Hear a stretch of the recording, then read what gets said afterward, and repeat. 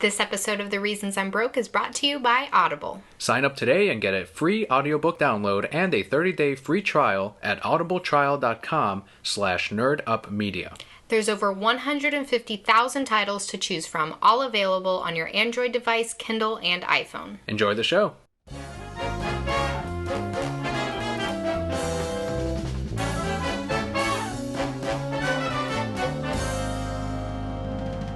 Hello and welcome to The Reasons I'm Broke, bringing you the reasons we're broke, ranging from comics, movies, TV, video games, and more. I'm Kelli. And I'm Daniel.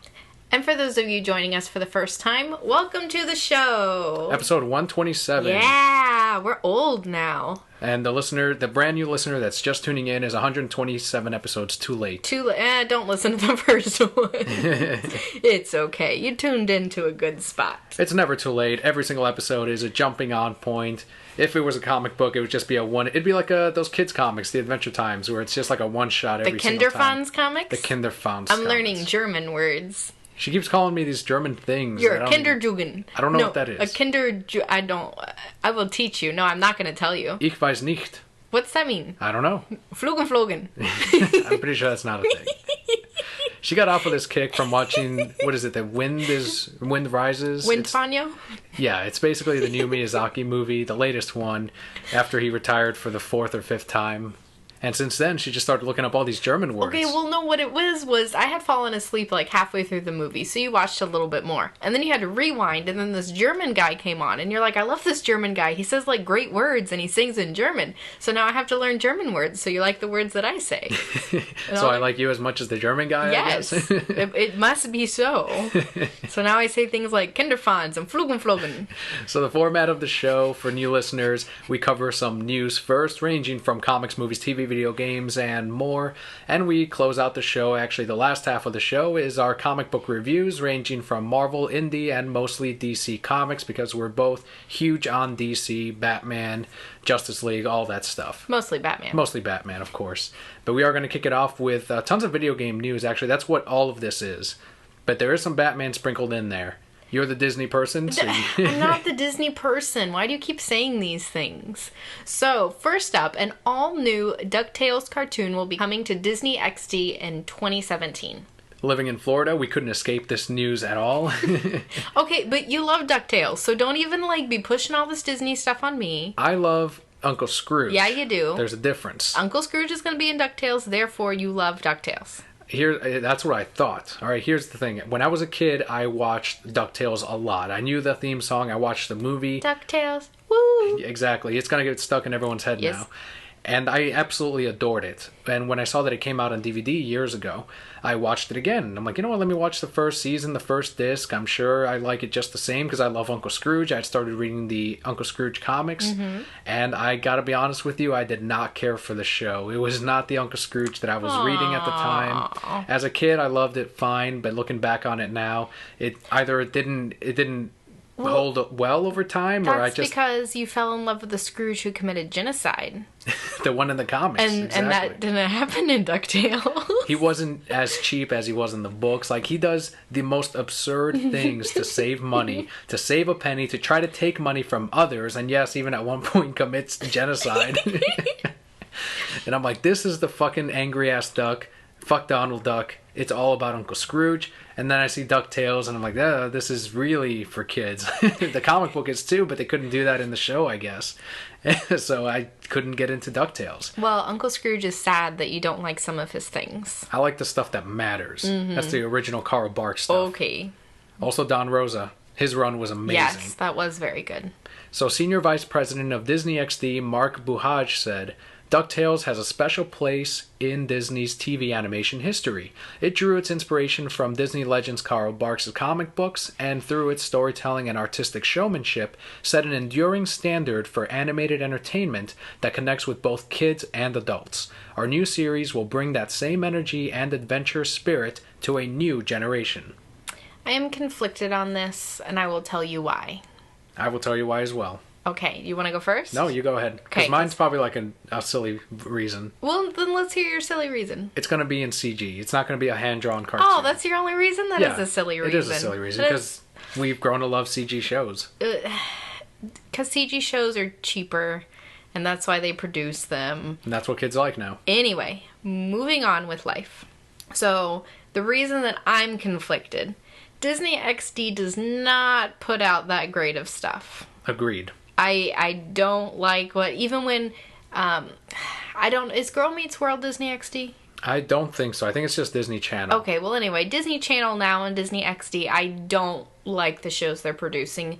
It's all silly gags and nothing meaningful. Like, I feel like the shows that we watched when we were that age, they had meaning. They did and they didn't. We had our stinkers as well. Well, we did. But there were still those shows that you felt like you learned a life lesson, like Boy Meets World. Yeah. I learned a life lesson every time I watched one of those shows. For me, it was The Wonder Years. The Wonder Years. Which had Corey's older brother in it. Mm-hmm. Did you know they were related? I did. Pretty awesome. I did. So, Disney XD, don't like them. See, I'm not a Disney person. Now what? But, as they said, they are trying to bring Scrooge into a younger generation. So if some kid gets to learn about Scrooge and say, hey, let me go pick up those comic book series that just came out and fall in love with Scrooge and have him become their favorite character, I can't be upset for that reason. I absolutely agree. I think people my age are going to go back and maybe they'll like this brand new show. I don't know. I think they have to separate themselves from what they used to like and then kind of accept whatever the new direction is. Although it is going to be the exact same cast of characters. Not the same voice actors, obviously, right, but the same cast of characters. So that's one way in which they'll hook the audience. I compare it to Teen Titans and Teen Titans Go. Yeah. Same cast of characters, different show. And that's fine. They both work. But for me, yeah, I'm going to go ahead and check out this new DuckTales show. I think it could possibly be better than what I grew up with. Because, again, I went back, didn't really care for it. And if they do, knowing Disney, they will merchandise this show. So this could mean another DuckTales game, which I absolutely loved. I liked the original and I liked the remake. Both really good, both extremely hard. I don't know how I played it as a kid, but hopefully we'll get a sequel that is based on the brand new television show. That would be awesome. I would love to see, you're talking about merchandise, I would love to see more Scrooge merchandise. We love collecting the statues. A Dooney and Burke released by Disney with Scrooge on it. I would buy it, even though it goes against everything Scrooge believes in, just dropping money.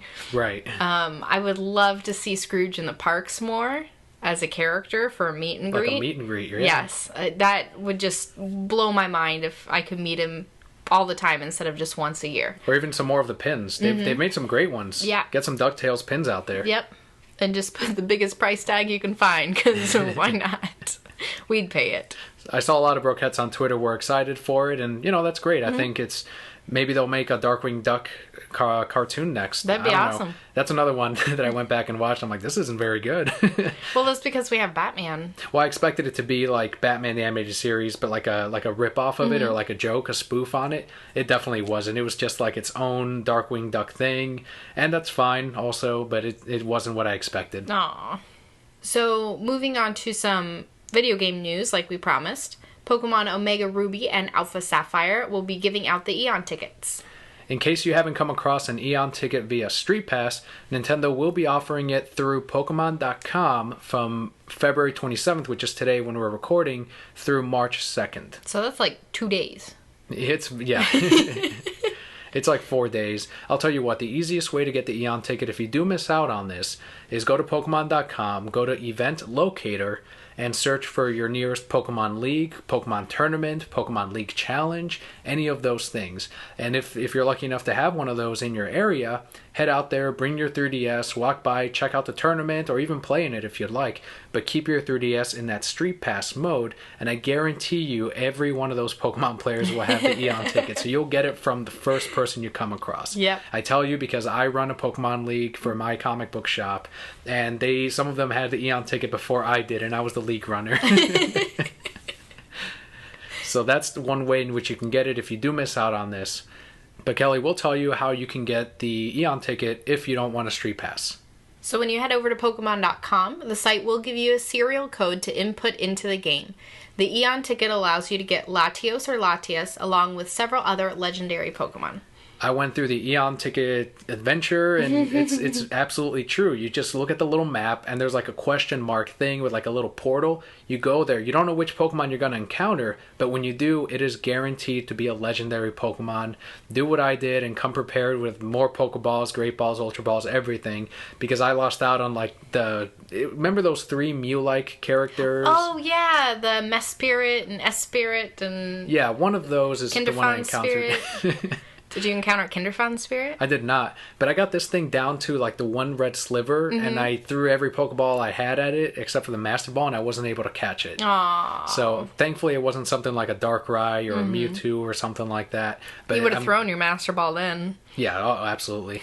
But just a heads up, come prepared. Get that Eon ticket. It is absolutely worth it. Even if you're like me and you don't use legendary Pokemon on your team, you can use those to trade out for Pokemon that you actually do want. Whether it's through a person at those Pokemon events or through the online mechanism that the game has set up for you.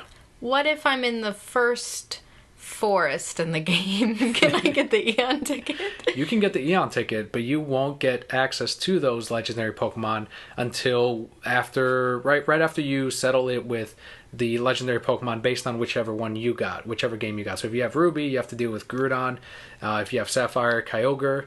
After you beat that event, then you can get the Eon stuff. Okay. So you're far off. I'm never gonna beat that game, let's be honest with ourselves. I'm proud of you, though. You started playing some more Kingdom of Hearts 1.5. I did. Like Kingdom Hearts? Kingdom of Hearts, no, yeah. Kingdom Hearts. Right, that's what I said. You said Kingdom of Hearts. You got up to Maleficent, right? Yes, I beat Maleficent in her human form, and then I stopped because I thought somebody wanted me to beat her in dragon form while he watched, but apparently not. And then I have to fight Riku Dos, which is the farthest I've ever... Like, I never beat him. That surprised me. This is as far as I've ever gotten in the game. You're the Kingdom of Hearts expert. Yes. And you've never beaten the first one, nope. Which is completely surprised me. Like, you tell me the entire lore on all these stories, on all the games. I'm a mystery to you. I still surprise you. It goes over my head every time you explain Yeah. it to me. I'm still like, why is it so fucking convoluted? Why do people like this? Okay, the gameplay is fun, but the story, this isn't why people are coming to these games. That's I think why it's all I the go gameplay. to the games. Because of the gameplay, right? No, because of the story. What story? Because I gotta find out what's Riku, and he's just so troubled. So they have to get to the Kingdom of Hearts, right? No, they have to, like, lock up all the Heartless in the darkness.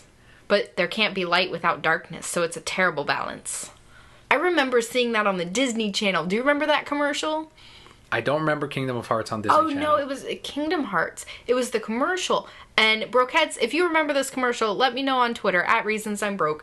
But he was great. He was this little kid, and he was, like, going through this, like, secret underground lair, and he's like, we're gonna learn all these secrets. And he's, like, punching things in, and it's, like, Kingdom Hearts, and it's showing all this gameplay. And I was watching it, I'm like, why the fuck is Donald there? This game looks stupid. I'm never gonna play this game. And then alarms go off. He's like, oh shit, gotta run. And like he runs away. I do remember, now that you mention that. Yeah, yes. yeah. And it was like their sneak peek at their Disney whatever. And that was the only commercial they ever did that was a sneak peek at anything, was for Kingdom Hearts. But I remember watching it and thinking it just looks so stupid with Donald and Goofy there with like Final Fantasy characters. Mm-hmm. And I told myself I'd never play it. And then somebody's like, here's this free game. And I'm like, whatevs. And now here I am. So you absolutely adored it from the very beginning. Yep. Then they got you again with the second one when they put in Pirates of the Caribbean. Mm-hmm. Although you say that didn't really work in there. It didn't work at all. So that was my story time of the day. Still proud of you, though. You might beat the first one. I will beat the first one unless I can't get past Riku Dos. But I did put it on easy. That's fine. Like, I never blame anyone for putting the game on easy, because at the end of the day, you're playing a video game to enjoy it. Mm-hmm. If you start playing it because you want to get completion on everything and it becomes a chore and work, you're not having fun anymore. Like, that's not what entertainment... Like those Dalmatians? I'm not collecting any of them. Yeah. When I open a chest and they go, you found Dalmatians, I'm like, damn it. See, when I find the Riddler trophies, that's fun for me, because I'm like, yeah, this is Batman, this is what he would do, and I'm going to go find the fucking... I feel like Batman, how is that not fun? But as soon as you start not enjoying it, move on. Right. Put it on easy. Beat the game. You're playing it for the story. You're playing it for the gameplay. That's fine. I did that for Bayonetta. That's a fucking challenging game. You get 75% through, even on medium. I'm like, fuck. Like, you really got to get good with dodging and everything. And at some point, I just couldn't get past one of the levels in the first one. Moved it over to easy. Much more enjoyable experience. And I absolutely adore that game. Started the second one. We'll see how that goes. Now I want to play Kingdom Hearts. You will tomorrow. Podcast maybe. is done, guys. Thank you. Thanks for tuning in. And some news, and comic books. T-shirts and T-shirts. Buy them. Audible. nerdofmedia.com. Goodbye. First time listeners are like, oh, what's going on? That was a quick podcast. So we're moving forth with some more Nintendo news. Nintendo has confirmed that the rumored gold Mario amiibo figurine for March 20th is going to release exclusively at Walmart. 3,000 Walmart locations in the U.S. Oh, wow, that's it? Just 3,000? That is it. That's crazy. Out of the 10 million Walmarts There's like out 10 there. billion. 10 billion.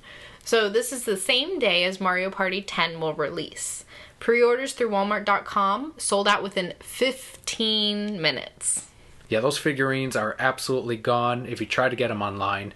People are trying to flip them on eBay for prices as high as $79.95. People, you out your mind. You know what I'm going to do? I'm going to buy a regular Mario one and spray paint it gold. Sell that bitch for $80. But we want to clarify that is only for the online version of this figurine. You can try to get it in person if you'd like. On March 20th, it will retail for $12.95. Better get there on March 19th. You try to camp out. Yes. Go to one of them 24-hour Walmarts. Go to one of those Walmarts where they don't know any better and they're like, yeah, this Mario thing, yeah, okay, it's 3 days early, but whatever. We'll sell it. Break street date. The thing that amazes me about the amiibos is when they first came out, because I have a lot of Nintendo fans that I work with, and we always talk about, you know, what's new in Pokemon, and so the amiibos came out, and I remember them talking, and they're like, oh, this is stupid, I'm not going to go spend $13 more, you know, for just something fun to add on to the game. That's dumb. And then last week, was it last week? Maybe it was the week before, one of them pulls me aside, they're like, I finally got the one I wanted. I'm like, what are you talking about? He's like, I camped outside of Target for like 3 hours until they opened. But I got it. I got the exclusive one. I'm like, okay. Wow. All it takes is one or two, and then you are absolutely hooked. We only got the Pikachu for you, which is great. We're probably going to get the Charizard next, the Greninja. We're probably not going to get Lucario because that's gone by now. Who cares about Pokemons? I mean, them Pokemons. But I do want to get Greninja. I do want to get Charizard. And maybe I'll get a Star Fox character because I know they're going to come out with Star Fox for the Wii U. There's going to be separate amiibos for those. Yes. And that's when they'll probably get me so you'll get Star Fox. I'll get Fox McCloud. And Star Fox. Right, the whole team. Fox McCloud, Slippy. No, right, like just the Fox guy, Star Fox. Fox McCloud, absolutely. No, just the Fox Star Fox. That's not his name. And it's not Kingdom of Hearts. It's Kingdom of Hearts and his name is Fox McCloud. No, it's Kingdom Hearts and his name is Star Fox. We can go at this all day, sir. I got my coffee. I'm good to go.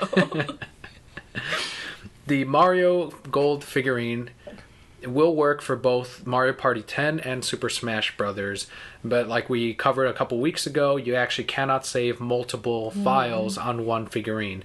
Once you actually save Mario Party 10 data on that amiibo, it will erase your Mario data for Super Smash Brothers. This is why they're making separate amiibos in different styles. That way you can have the Super Smash Brothers version of Mario and you can have the Mario Party one if you'd like, just so it kind of matches and whatnot. Because they're smart. It's so they can get fucking multiple sales on the same character, and people are falling for it, and that's fine.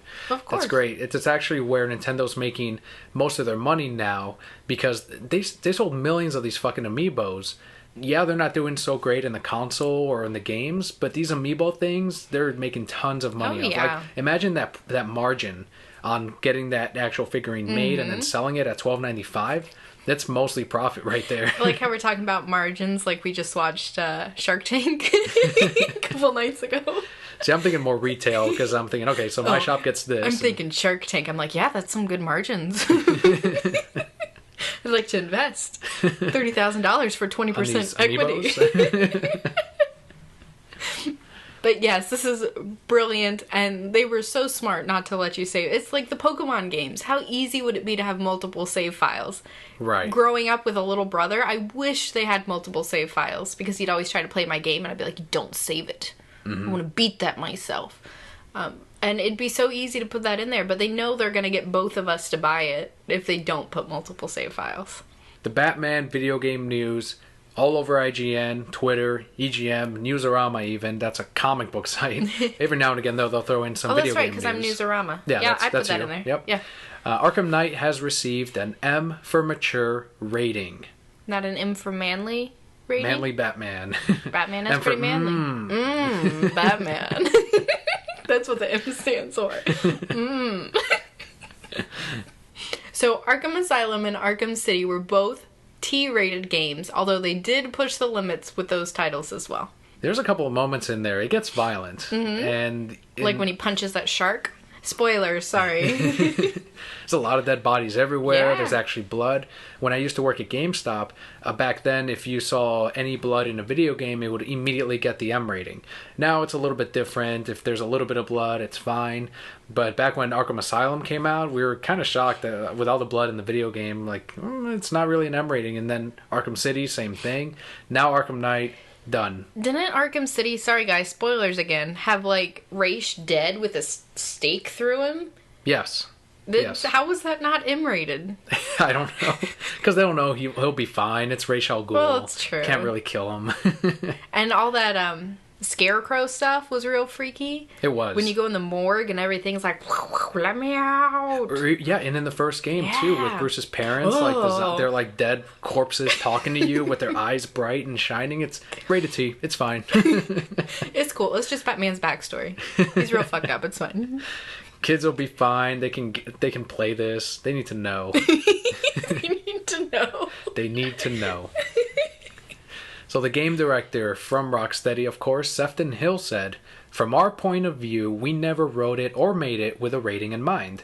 We never did that in the previous two games. We just felt that this is the story that we really wanted to tell. In terms of creating the story, with such strong characters, sometimes they lead you in interesting directions." The vice president of production at DC Comics allowed Hill to move forward with the key scenes that gave this game its M rating. Sefton continued by saying, "I'm not blind to the fact that the M rating does mean some fans will miss out. I don't want to be oblivious to that fact. It would have been wrong to water down the game and deliver a story we didn't believe in to keep the game mass market," that's in quotes, "or enable it for more people." I do want to talk about this for half a second, because you've mentioned it and he mentions it right here, that some fans will miss out on this game because of its M rating. I don't think it's going to be as big of an impact as they feel it will be. I agree, and I think it would have been an impact if it was on last-gen systems like the PS3 or the 360. However, on the PS4, to be completely honest, it's not PS4 and Xbox One. It's not out. There's not as many out there as there are with the last-gen systems. So that's that many less kids and students that have access to a current-gen console. True. Also, when parents, and this is horrible to say, but parents aren't as strict with violence. In this country, at least. Yes, in this country. So, for example, Call of Duty. All those games, when they come out, how many kids got those games? Because their parents purchased it for them. Yeah. Now, have your kid walk up to mom and dad and say, "Give me the new Batman game." It's easy, yeah. They're gonna get it for them. Yeah, they're not gonna miss out. And even if parents look at the M rating and all it's gonna say is violence, they're gonna say, "Well, yeah, Batman beats the shit out of people." Well, the Arkham games do say sexual content as well, because a lot of the characters like Poison Ivy or Harley Quinn, they do wear some revealing outfits, but it's no different than the last two video games. Right, and I believe that's something that retailers will let people know. You know, if parents are really strict on it, they're gonna go and research and find out what's really in the game. But for the most part, they're just going to see the name Batman. Oh, my kid likes Batman. Yeah. He liked the last two Batman games. Same creators. Let me get it for him. Anyone behind the counter that sells the video game is going to obviously stop a kid from buying the game. Of course. For a lot of times, I can tell you from experience, that will mean your job if you sell it to a minor. But for something like Batman, exactly what you said. They will go to the parent, go home, say, "Hey, I can't buy this Batman game. It's rated M. I got the last two, which you thought were cool. You're going to see them an hour later at the shop with the parent to buy the Batman game. Well, and I mean, going back to my previous point, even if the parents say, well, it's rated M, that kid's going to be on the internet so fast, pulling it up, saying, this is exactly what's in it. This is all that it's rated M for. You let me see that rated R war movie. Mm-hmm. Same thing. And, you know, it's sad that that's how it is, but this game isn't going to lose out as much as I think it will. That is the key. Batman is on the title. That is what's going to get... Well, and that's why the DC VP said it was fine. And I read the full interview. Sefton was prepared. Warner Brothers actually sent him a list of all of the scenes that they're going to get the M rating for. And that night, Sefton couldn't sleep. Like he said, I got prepared to have this battle the next day to try to get my story out there. And I just couldn't handle it because it's not going to be the game that we created. And then when he got that call the next day from the VP who said, what do you want to do? And asked him, he didn't expect that. And he was like, well, I want to move forward with what we made. And the VP said, okay, then that's what we're going to do. Yeah, exactly. Well, and the last two speak for themselves. How much money did they make off the last two? Tons. Exactly. Tons of money. Exactly. And then, of course, they brought out the DLC. And then we bought that, too, because you want to play as your favorite Batman. Like... I'm going to sing my song now. Batman makes that money, money, money. But it's the M rating isn't really going to affect them that much. And the VP of DC knows that. I think regardless of the rating T or M, I'm going to be honest, I think this Batman game is not going to sell as strong as Arkham City.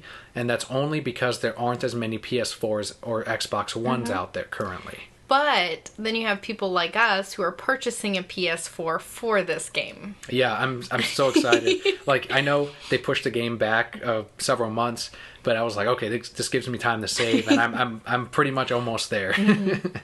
Almost enough for PS4. By the time, you know, the game comes out, I'll have plenty for the PS4 and for Arkham Knight. I'm saving it up. I've already got Arkham Knight pre-ordered. I want to play that Harley Quinn DLC. I got to save for the collector's edition strategy guide because they always come with like some really cool prints, really cool posters. The hardcover is always gorgeous on them. And then the season pass. Inevitably, of course, we have to get the season pass. If we were smarter people, and we're going to tell this to you too. If you don't care that much about Arkham Knight or Batman, if you're not as excited but you do want to eventually play it, wait a year for that Game of the Year edition because that's going to include the game, it's going to include the season pass DLC at a reduced price. We can't wait that long. We can't. I mean, we're buying a fucking PS4 to play it. Just to play this. Granted, we're also going to play Transistor when we get it and a couple of the games that we missed out on on the current gen systems. But Batman is the main reason. Like, that is a console seller. In an ideal world, there would be a bundle that we can get with Arkham Knight. But alas, that's fine. Oh man, and they can have they can print the bat symbol on top. Like, the whole system needs to be a matte black, but then the bat symbol's in a shiny black. That'd be cool. Oh, man. That'd be awesome. Done. Like, I'd pay an extra $100 just for that. And then they can include an exclusive skin, or an exclusive skin to the Batmobile. Where he looks like a PS4.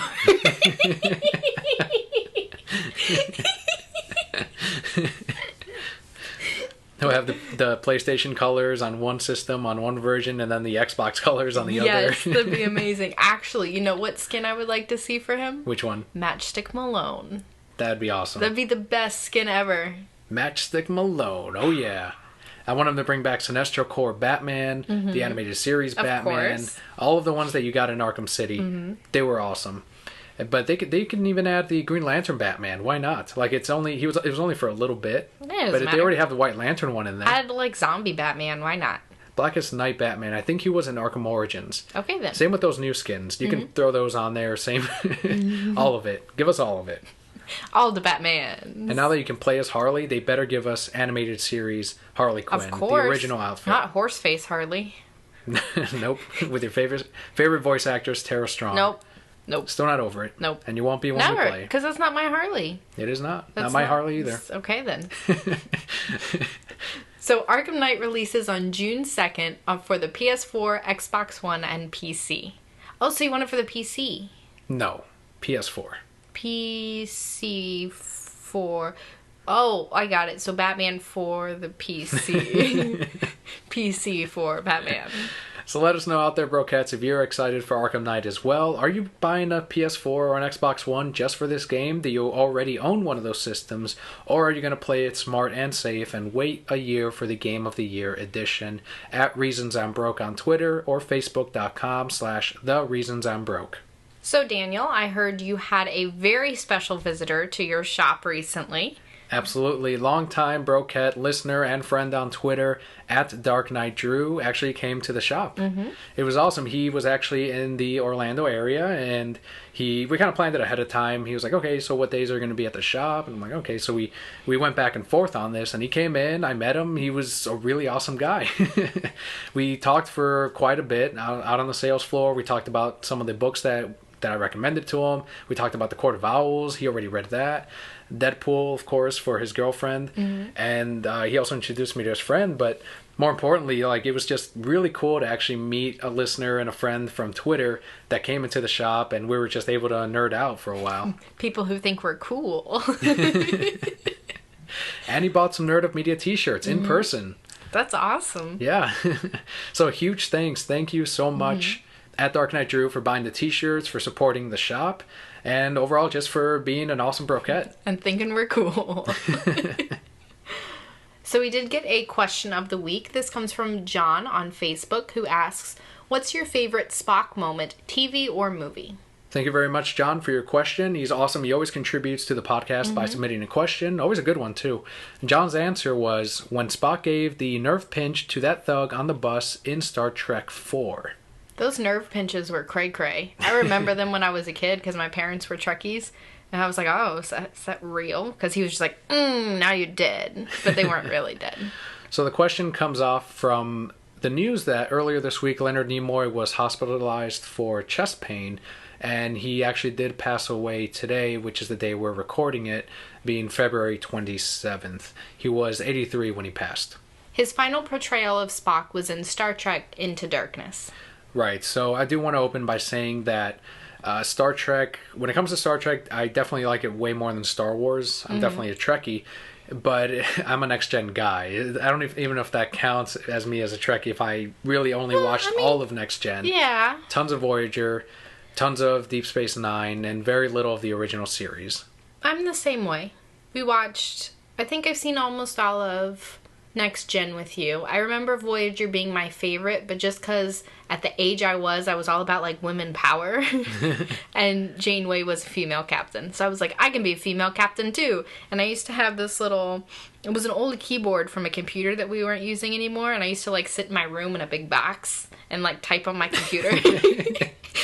My little keyboard and pretend it was the console. That's awesome. It was some good times. I remember playing Star Trek. So Janeway's still your favorite captain then? I believe so, yes. Awesome. And you got to see her in Orange is the New Black. Mm-hmm. As Red. Yeah, yep. Did an awesome job. She did. She was awesome. I didn't believe it was her at first either because she kind of gained some weight, but she was still really cool. It's called aging, Kelli. You know what? Shh. I'm hitting a big number this year. I'm not happy about it. I don't want to think about aging. So back to Leonard Nimoy. I gotta say, again, I didn't watch too much of the original series. I saw some of the key episodes here and there, like the first time we ever saw Khan.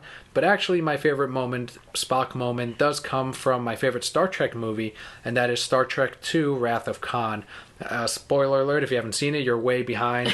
So, bad on you. I don't care. I'm spoiling it for you. It's an old-ass movie. It's your own damn fault. Yeah. It was on Netflix for the longest time. At the very end, when Spock actually saves the entire crew by fixing the warp drive. Mm-hmm. It was such a great moment. It's a moment in which you have to confront his own teammates, his own friends, his own crew, and really get the job done. And it was also my favorite movie as well. Khan did make such an impact on the crew, even though he lost in the end. It was almost like a Joker moment, Yeah. You still know you're going to come out different, and you're going to come out changed, and you're not going to be the same crew or the same person. And Spock, unfortunately, was the one that had to fall for that, but in doing so, he showed that, he really was this awesome crew member, this excellent person. And that alone, I mean, you saw it recreated practically in the Star Trek Into Darkness, except the roles were a little bit reversed, but it was such an awesome moment that you just got to see it again from a different point of view, from a different universe or dimension, whatever you want to call it, a different version of it. That was a very good Spock moment. Mine, I don't know if it's so much a moment as actions that made me feel a certain way as a child. That sounded weird. That came out really weird. But when he would do his Vulcan mind meld, do you remember that? Yeah. That was him, yes? Yes. Okay, I'm making sure I'm getting all my Star Treks right. I used to get so scared as a kid. I was like, oh, he can read their minds. But I read all the dirty shit. I don't remember a lot of the original Star Trek, but I do remember that very clearly. And it was so weird. I'm sure my moment would have been different if history was altered a little bit, in which it was Spock actually kissing Uhura in the original moment, because that's actually what it was supposed to be. And Shatner said, if this is going to be the first scripted interracial kiss on television, I'm going to be the one to do it. And you see Nimoy, like, when he talked about that moment, he's like, yeah, it was actually supposed to be me. And Shatner's like, nope, I'm doing it. And I believe it, because that's totally a Shatner thing. But that would have been cool, too, if it was, like, Spock and Uhura, because then it would have also been an alien. So that would have been awesome. But otherwise, Wrath of Khan. I was reading an article today. It was very interesting because, of course, Facebook was half the passing of Nimoy and half what color is the dress today. Yeah. And I read an interesting article where he said when he went for the role of Spock, he never expected it to go anywhere. This was just something to make money, and for it to have become as big as it did. And he actually wrote 2 memoirs, one in like 99 and one in 05. And I think the titles alone show how much he grew to embrace who this character was, because his original one in 99, or I'm not sure about the dates, but the original one was I Am Not Spock, and the second one was I Am Spock. That's cool. So it was interesting in the 15 or however many years apart they were, that he had come to embrace and understand that, you know, I didn't expect this or particularly want this, but this is who I have become, and this is how I've shaped so many people's lives through this character. I love when actors do grow in that way. There's many that do become bitter and resentful that they made their entire career out of this character that they didn't really know much about or didn't value as much. But then when they eventually in their, you know, maybe it takes them a number of years, but eventually they come around, and it's always wonderful to see that, and he was an example of it. A character that was so important that people will talk about Spock hundreds of years from now. Oh, yeah. Well, and you see in every Star Trek, there's always a Vulcan. Yeah. And if he hadn't done as much as he did with that character, then we wouldn't see that. Data wouldn't be the same. We wouldn't have 7 of 9 exactly. There was even a Vulcan in that show as well. So like you said, it wouldn't be as important of a race as it is now. Right. I know he was an important character, an important actor for a lot of listeners out there, a lot of Brokettes. As we say before, anytime something like this happens, like when Ephraim Zimbalist Jr. passed, it's just a matter of, you know, watching those things and celebrating by going back and seeing that favorite episode or seeing your favorite Spock moment and knowing that you'll always have this, that this was always something that will be cemented and not some memory that can be taken from you. Right. And just celebrate by watching the older work and enjoying yourself. Before we jump into our comics for the week, we want to take you down a little road. Little road, down in April, MegaCon. Woo! It's my favorite time of the year. Our favorite convention of all time. Every time we go, I've been to Wizard World. I've been to C2E2, MegaCon. We've gone to a couple of smaller anime ones as well. MegaCon is always the one that blows us away every year. Course. In spite of the troubles that they did have last year, it was still an amazing experience. And we do want to highlight a guest that it will be at MegaCon this year, and that is Mr. Troy Baker. In 2013 alone, his performances as Joel in The Last of Us, Booker DeWitt in BioShock Infinite, and even the Joker in Batman Arkham Origins quickly caught the eyes of both fans and media alike. We've talked about Troy before. That is the man that if there is no more Mark Hamill, if he really is true about retiring the role of the Joker, which he can come back at any moment, But if not, Troy Baker is the Joker, the one that sounds the closest to Batman the Animated Series, the closest to Mark Hamill, and he fucking nailed the role in Arkham Origins. He nailed the laugh, he nailed the inflections, the voices. It was a beautiful performance. I loved it. Yes.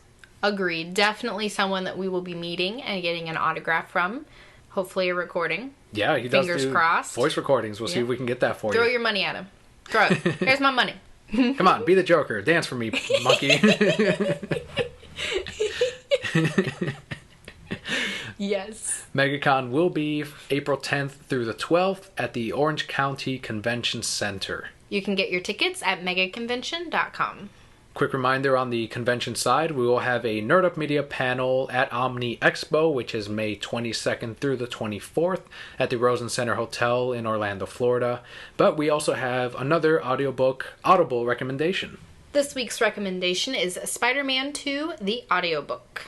Based on the film, to many, still the best and most favorite Spider-Man movie of all time. With millions of lives hanging in the balance, high above Manhattan's glittering skyline, Spider-Man confronts his destiny, his fiercest enemy, and himself. That is the synopsis. Can I read an excerpt? You can. Okay. Oh, my life, said Spider-Man.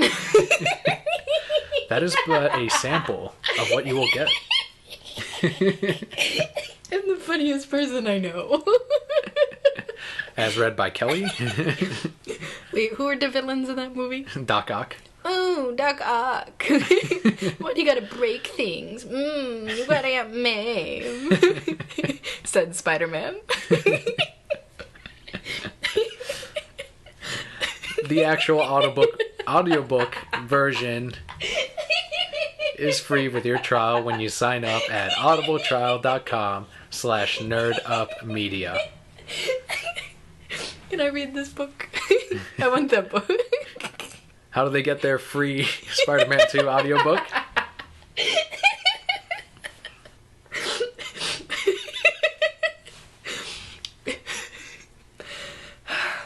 We're almost there, guys. Almost there.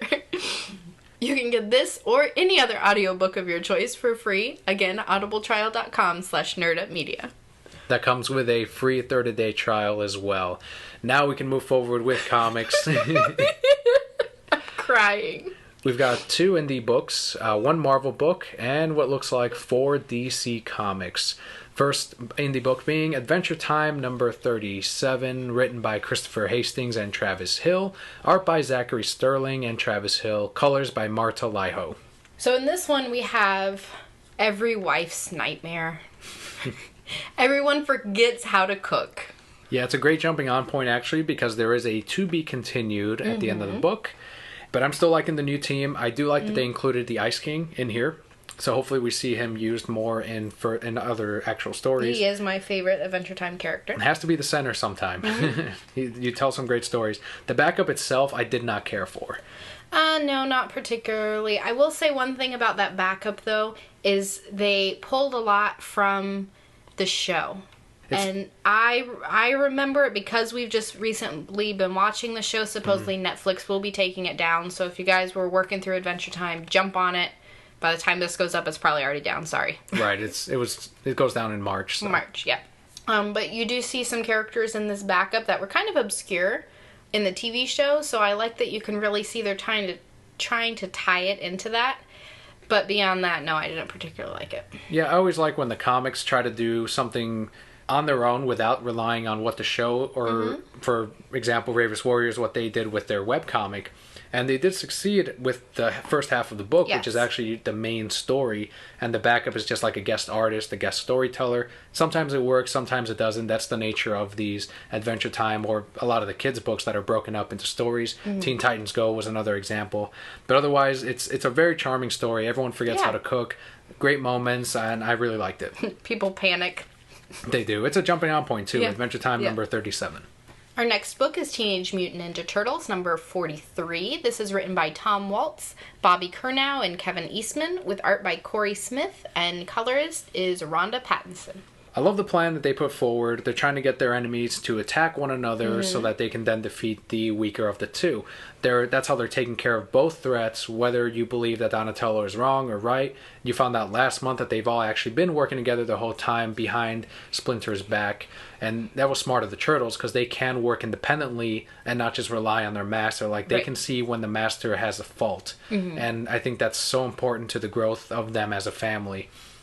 And you see that the plan is actually working, but it's obviously it's not going to be that easy as we move forward. I did feel like this comic was all over the place because there was way too many characters. Yes, I agree. We were jumping through a lot of different fight scenes, and everybody had to be present and have their little moment in their fight. Everybody. So for the most part, it was a filler. I do like where it's going, and I do like where it's come from. I think it's telling a wonderful story, but this could have easily been split into 2 comics, so I didn't feel as rushed or jumbled. Yeah, I think 44 will finally move forward a little bit more with what is actually going to be the outcast of everything here.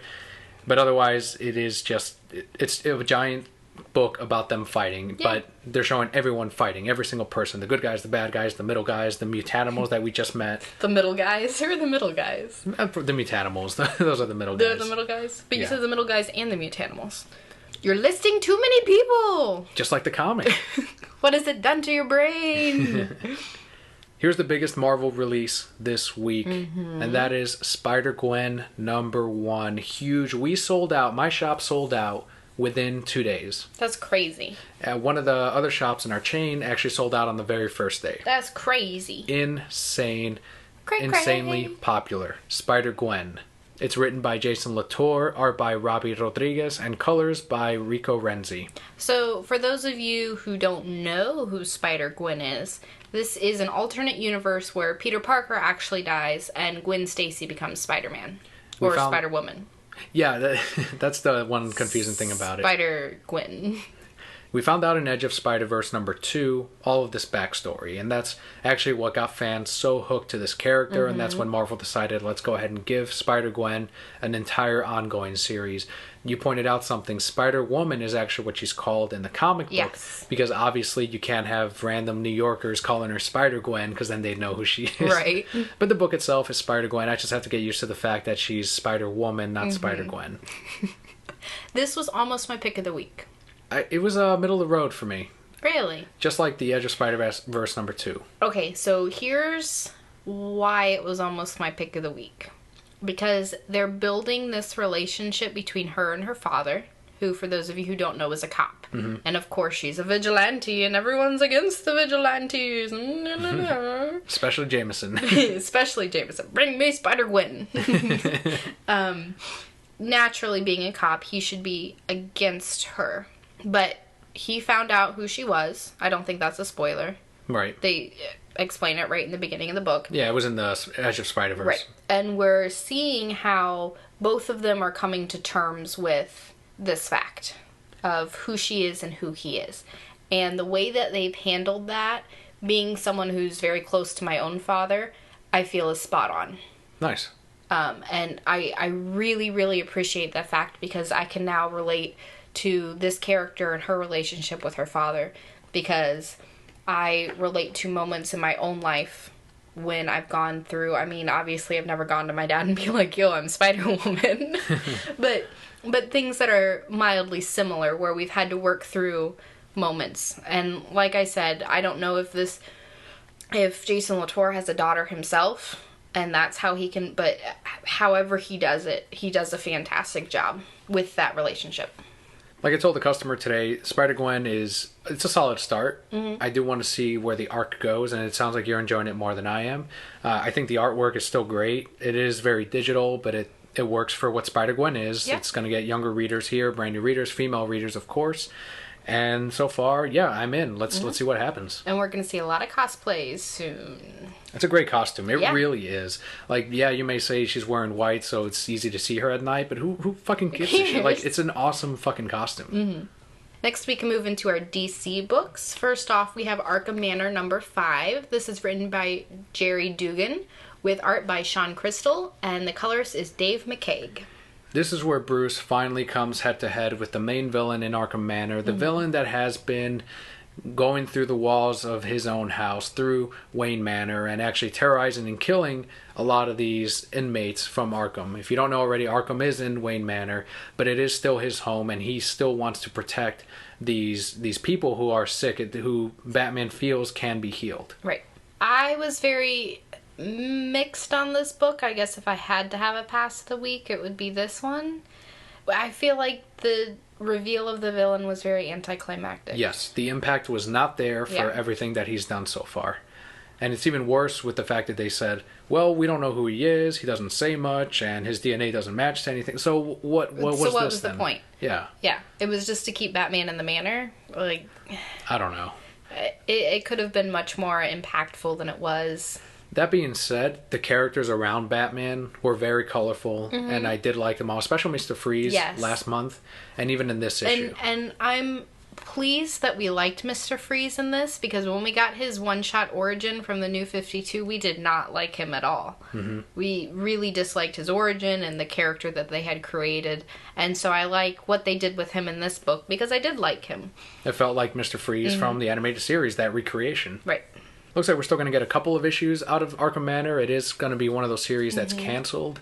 I do still like the series. I love the artwork, but as far as how this story was handled with this final issue, I can sort of see why it's coming to an end, and I'm not going to be protesting on Twitter being like, no, don't cancel it. Beyond seeing it's inevitable, or beyond seeing why it's coming to an end, you can see that it is coming to an end. It feels like they're just like, and here's this stuff. Yeah, like we're seeing the entire pitch, and that's it. Mm-hmm. And that's fine. You know, give us a couple more issues. We're going to finish off the story and see where that moves from there. But otherwise, it is going to be a canceled title. And yeah, almost your pass of the week, you said. Mm-hmm. Next is my pick of the week. No, it's my pick of the week. You can't pick my pick of the week. Both are the Reasons I'm Broke's pick of the week is Batman number 39, written by Scott Snyder and James Tynion IV. Art by Greg Capullo and Dustin Nguyen. Colors by FCO Placencia and Dave McCaig. I don't want to spoil a bit of this comic. This is one of those rare comics where I say, please just go pick it up. I could talk about it all day long because there were so many amazing things in this book. Some Brokeheads did point out, hey, did you guys read that huge moment in Batman 39? That was that shocking portion of the comic, and it's like, yes, we did. And you're right, I don't want to spoil that, but I can say that before I read the book, my coworkers were like, oh, you've got to read number 39. It's just crazy what happens. So when I actually got done with it, I was like, oh, okay. like it wasn't as big a deal for me. I know, it was just built up too much, and that's not the book's fault. It's you know, I guess mine or whatever. So for getting too excited for it. But even so, it was still a very important payoff. It is actually something that Scott Snyder said he wanted to do in the first Joker arc, which was Death of the Family. But the editors felt it was a bit too much, so he wasn't able to use it, but he did use it in Endgame. So when you read it, you'll know immediately what that moment is in Batman number 39. And do know that the horror continues. It is Joker still pounding down on Gotham, and Batman still doubting who he is, who the Joker actually is, whether he's immortal or not. And the whole bit with the Court of Owls, it gets wrapped up in this issue, but it does stop at a moment that I feel like we're going to revisit when we have the conclusion. Absolutely. And something that they are great at doing, and we've seen them do throughout this entire series, is they jump between the past and the present seamlessly. They did it in this book. You know, you get the 3 hours earlier, and then now you're back in the present, and I never feel lost. Yeah. But one of the reasons that this is my pick of the week is you flip 2 pages and then you go, whoa! And then you flip 2 pages and you go, whoa! And then you flip 2 pages and you go, whoa! Like, it kept building and building and building, and my anxiety built with it. And that's what the Joker should do. Yes. He should be making you scared and making you not really want to turn that next page, but you have to turn that next page. Mm-hmm. And that's where I was through this whole book. That's why your dinner was late. I'm sorry. Snyder and Capullo have said that when Batman returns in June, because we're going to get that 2-month break with Convergence, so next month's March's issue is going to be it for this story, that it is going to be an all-new, all-different Batman. Whatever they're going to be doing, whatever happens in Endgame, they said is may upset a lot of readers. Oh, wow. But I feel as if at this point, if you get upset at Capullo and Snyder at this point, you should have been upset several times beforehand. But Right. I think, I don't know if I'm speaking for everyone else that enjoys the book, but I trust the team enough where I'm like, whatever craziness you decide to reveal at Free Comic Book Day, because they said it's going to be there with that issue, that free comic, you're going to know what the new Batman direction is. I think it's going to work, because if this is a story that they can tell, and so far they haven't let us down, much like your saga, I think it's going to work, and I'm trusting the team. Yep, me too. They could even have like Nightwing Robin jump out and be like, I'm a woman. I'll be like, good job, guys. That's something you'd want. I would not be surprised. So great job, crew. Batman, amazing. Pick of the week. Absolutely. Mine as well. Next we have Gotham Academy number 5. This is written by Becky Cloonan and Brendan Fletcher, with art by Carl Kerschel, and the colorist is Massaseek. I can't say that name. Flogen. Massaseek? Massaseek and Serge Lapointe. Flogen Kinderfans. That's who it is. Just like last month's Gotham Academy number 4, I wasn't that impressed with it. I feel like it's still dropping. I know you liked last month's, but I don't know how you feel about this month's issue. I didn't like it as much. We find out why that kid's weird, and I don't think it's a good reason. It does feel like they're now trying to merge Harry Potter with Twilight. Exactly. Isn't there even a Harry Potter reference in there? Yeah. She says something about a basilisk. Yeah, they do mention that, and that's fine. I can dig that, and because that's what they've been building so far. Right. But now they're starting to put in this like romance with a monster, vampire, whatever Twilight-like thing you want to bring up. I'm a vampire. That thing is here in this book. What I thought was going to be more like Harry Potter, and it's not. Another thing too is the artwork. I don't mind at all digital work, but for some reason in some of the darker scenes, and I don't know if it's the way that the comic printed, I know all the ones on the shelves look like this, but the darker scenes don't look right. You can't see the detail that they have in the background. Instead of it being like a black or a gray, it's more like an off blue, and it just doesn't look right. It almost feels like they ran out of a certain tone as they were bringing out the comics. Certain ink. Yeah. Black ink low, and they're like, just keep printing. I've only got to print 20 of these. Aww. I can see that issue with it. I also feel like the story isn't as strong as it started out. Now we're kind of on like 4 mysteries at once. Yeah, I don't like that. Yes, I'd rather them complete one thing. That's done. Let's move on. It also didn't help that in issue 2, when we had that time break with the main character where we didn't know how she got out of this burning building, doesn't get explained till issue 5. And it's like, do I want to think about all of that? Like, am I going to remember 3 months later exactly what happened? I'm glad you explained it now, because I didn't remember. I don't know if it's going to work better as a trade paperback, but so far, like, I like what they're doing. I like that they have a new direction and something that new readers can jump on, but keep the quality. You gotta keep it steady, and it doesn't have to light the world on fire every single month, but just keep it steady. That's all we actually need as readers. I agree. The one saving grace of this, I won't say one saving grace, that's the wrong word, but the thing that made this comic better for me than it probably should have been was that huge throwback to the animated series. Yes. Made me laugh out loud. If you guys are picking this up and you read it, you'll hopefully pick up on it right away. We're staying on it even moving into June, of course. We want to give it its fair shake. I don't feel like the first arc is over, and I think there's a lot of interesting things that you can do with, what's her name, Miss Silverlock, especially with her mother and everything that happened in the past. We saw that same character in Arkham Manor, and I do want to learn more about them, and that's actually what's keeping me on the series. Not so much the romantic relationship they started building up, but more the atmosphere, the different teachers that they have, and again, her history. She was a real jerk at prom, BT dubs. Yeah, she was. I got real mad. Our final book this week, and a book that did a huge turnaround after the arc tie-in, is Sinestro number 10, written by Cullen Bunn, art by Brad Walker, and colors by Jason Wright. A whole lot of this is a giant fight scene, which is cool because Sinestro's pretty awesome. Yes and no, because it's a lot of him communicating with the rest of the Corps.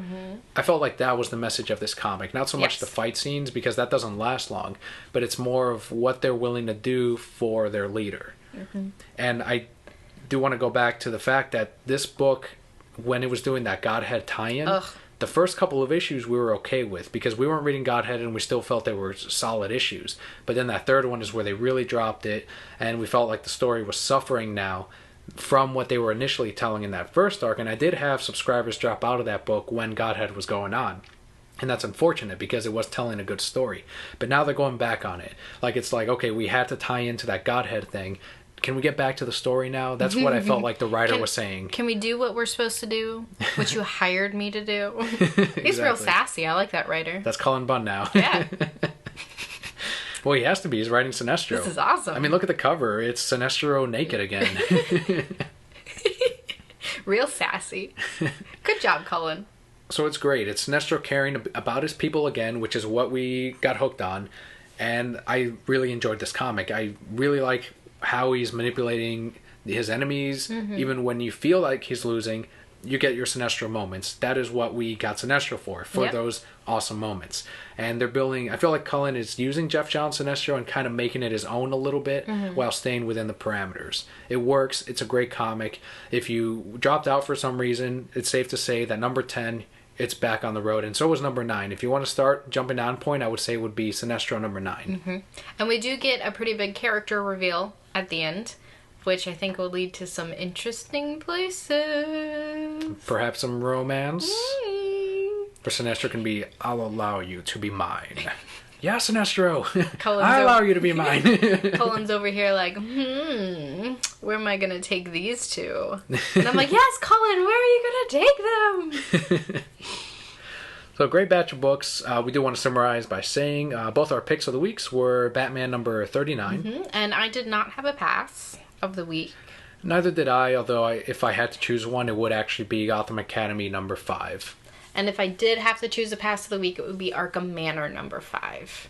Huge thanks again to John for submitting the question of the week. If you want to let us know your favorite Spock moments, we'll share it on the show next week. And of course, if you want to submit a completely different question, find us on Twitter at ReasonsI'mBroke or on Facebook.com/TheReasonsI'mBroke. Not gonna lie, I thought the question of the week would be, what color is the dress? We almost got through the show without mentioning it again. You know what? I am on this dress thing, though. If anyone was going to be, I knew it was going to be you. Yeah, Anytime it was like some trending thing pops up. That's not always the truth. It's mostly the truth. That's not always the truth. If I know I'm going to point at it and go, that's fucking silly, and then 5 minutes later I see you, hey, did you see this? I'm like, damn it. That's why you're that owl who goes, Who cares? That's his favorite thing to say to me, and I just go, I care. That being said, look, if that's the thing that everyone's talking about and that's the worst thing we have to complain about, I'm okay with it. This is the truth. It's not this wasn't a terrible week, all in all. And once again, we also want to thank at Dark Knight Drew for coming by and visiting Daniel at the shop and also purchasing a Nerd Up Media shirt. Bought a couple of them, actually. You can get your own at nerdupmedia.com/shop. They're available in different colors and as well as different sizes. We just added extra small for women. Yes! On top of that. There you go. So, yes, we do have men's and women's sizes. For just a donation of $16.99, you can get your own shirt, and that includes shipping. Absolutely, and it supports all of us at nerdupmedia.com. While you're at nerdupmedia.com, visit the rest of our shows on there. We all work together, we all communicate, and we all offer different things to all of you out there. All the brokettes, all of the jerkophiles, if you're listening to those two jerks, or if you're watching the Lazy Gaming guys, maybe you're on YouTube and you're checking out the comic book reviews from the Read Pile. It's all up on there. You can find all of us at nerdupmedia.com.